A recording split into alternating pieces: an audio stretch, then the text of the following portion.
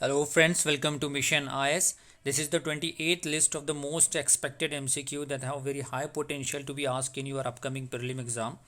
So the first series, as you see, the question number is 312. So the remaining question you can access from the I button. All the lists are available on the I button. So first question of this series, consider the following statement about the Wi-Fi communication technology. First statement, the technology uses the unused portion of a spectrum and downloading speed. Second statement, downloading speed of the technology can beat the speed of the 5G technologies. Third, the technology is resistant to signal blocking. So it's a second statement, downloading speed of the technology cannot beat the speed of the 5G technologies. It is up to the level of 5G technology, right? So option 1 and 3 is correct. You can read the explanation from here.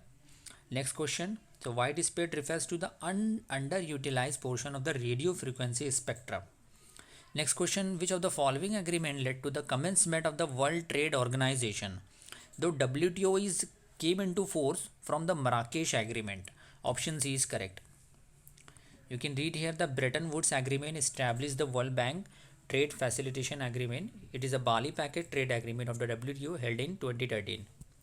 Next question. Consider the following statement. The President of India is immune from the criminal proceedings, whereas American President doesn't have any kind of immunity. Next, the President of India is bound to follow the advice of the cabinet, whereas the American President is not. Yes, because दोनों ही statement right है.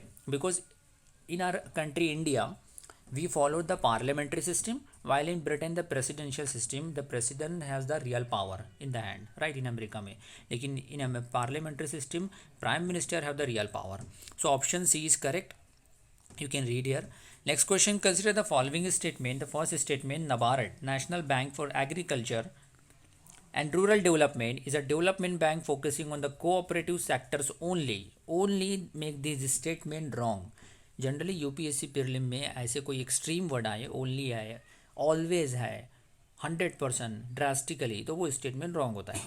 Next question. NABARD can refinance fund from the world bank and Asian development bank. Third, NABARD is supervise by the reserve bank of India. तो आपको यहाँ पे note करने की क्या ज़रूरत है कि नबार्ड को डायरेक्टली आरबीआई सुपरवाइज नहीं करता है, लेकिन गवर्नमेंट ऑफ इंडिया करती है, राइट. तो उससे थर्ड स्टेटमेंट भी रॉन्ग हो गया. तो NABARD can refinance fund from the world bank. NABARD can fund ले सकता है वर्ल्ड बैंक से एंड एशियन डेवलपमेंट बैंक से. तो option D is correct. Means statement 2 is only correct and option D is correct. So the bank is under supervision of the board of directors which the government of India will appoint, right. तो supervise कौन कर रहा है? Board of director, जिसको government of India appoint कर रहा है. And NABARD is an apex development bank focusing on primary on the rural sector of the country. Generally NABARD rural sector में ये होती है, विलेज लेवल पे होती है, जहाँ पे किसानों को लोन वगैरह देता है, जो कि इस्टेब्लिश हुआ था कि 1982 में. 2017 के पेपर में ऐसे different organisation NABARD, IDBI bank वगैरह का दिया हुआ था कि वो कब इस्टेब्लिश की गई है, उनको क्रोनोलॉजिकल ऑर्डर में लगाना था. तो इसका आप देख लेना.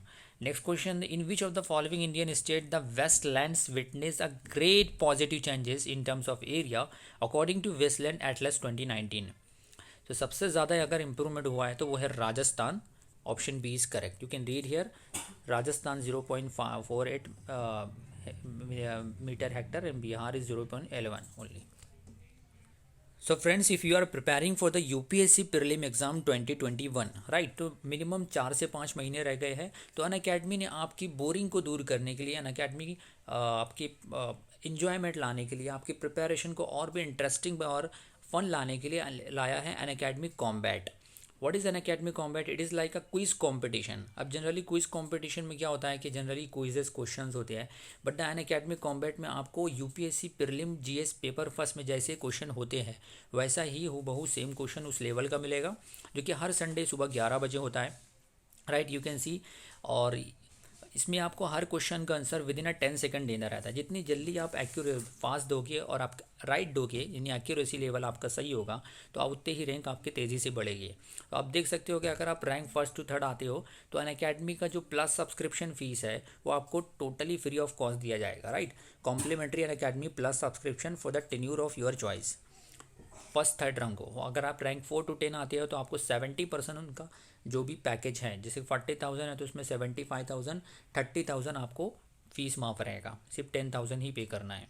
आप जानते हो कि अनअकैडमी पे बहुत ही हाई क्वालिटी कोर्सेज अवेलेबल है जो कि आपकी यूपीएससी प्रिपरेशन को और भी बेहतर बनाते हैं। अब इसे कॉन्टेस्ट फॉर्मेट किस तरीके का होगा, टोटल 45 मिनट्स दिया जाएगा आपको, टोटल 60 क्वेश्चन हो गए जो कि 6 पार्ट्स में डिवाइड हो गए। हर पार्ट कंसिस्ट रहेगा 10 क्वेश्चन में, हर एक पार्ट के 10 क्वेश्चन, यानी 10 history, 10 from environment, 10 from current affairs related. Total 12 combats होने वाले हैं जो कि हर एक संडे, हर डेली संडे सुबह 11 बजे होता है।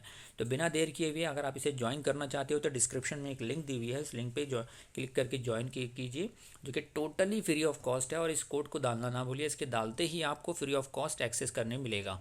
कोड है MIYT10। Okay, next question. Consider the following statement. First statement, heat waves occur over India between June and July. Heat waves occur June and July में, तो हमारे इधर मानसून आता है ना, ये फर्स्ट स्टेटमेंट रॉन्ग है। Second, heat wave occur, generally देखिए यूपीएससी जनरली आज फ्रॉम द वेरी आपके रियल लाइफ से जुड़े हुए क्वेश्चन पूछता है।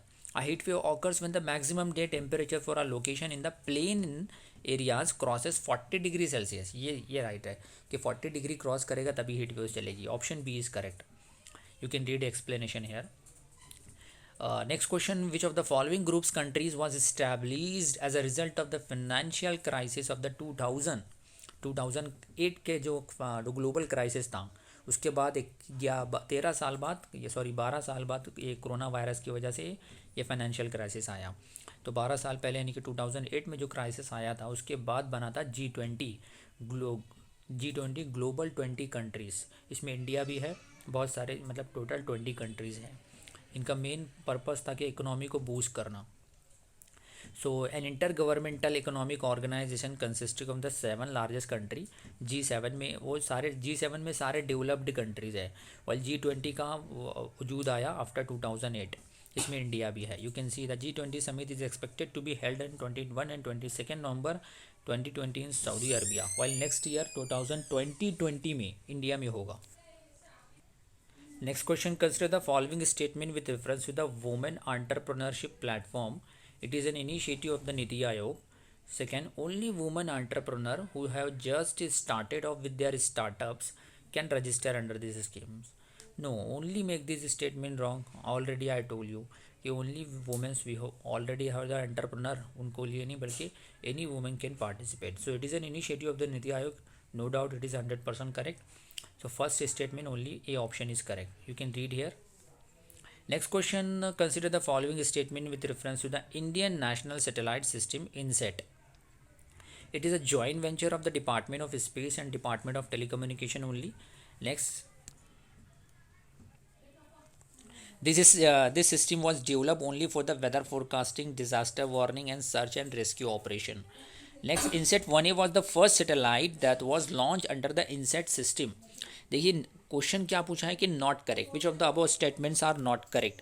सो the all the given statements are wrong, incorrect. जितने भी स्टेटमेंट हैं सारे के सारे रॉन्ग हैं, राइट। उसका एक्सप्लेनेशन क्या है, that this system was commission with the launch of INSAT 1B in August 1983, not INSAT 1A, right. The first satellite was launch in 1982 but couldn't fulfil the mission, and it is a joint venture of the Department of Space, Department of Telecommunication, Indian Meteorological Department and All India Radio and Doordarshan. अब यहाँ पे क्या लिखा हुआ था, Department of Space and Department Telecommunication only make this statement wrong. So that's why this statement is wrong. Next question and the last question of this series. Recently Shillong Declaration was in news. This declaration is related to, so the right answer is the e-governance. Shillong Declaration related to electronic governance. The 22nd National Conference on the E-Governance 2019 successfully concluded at the Shillong, capital of Meghalaya, with the adoption of Shillong Declaration 22nd National Conference on E-Governance at Shillong during August 2019, organized by the Department of Administrative Reforms and Public Grievances. So I hope you enjoyed this video. So don't forget to like and subscribe our channel Mission IAS.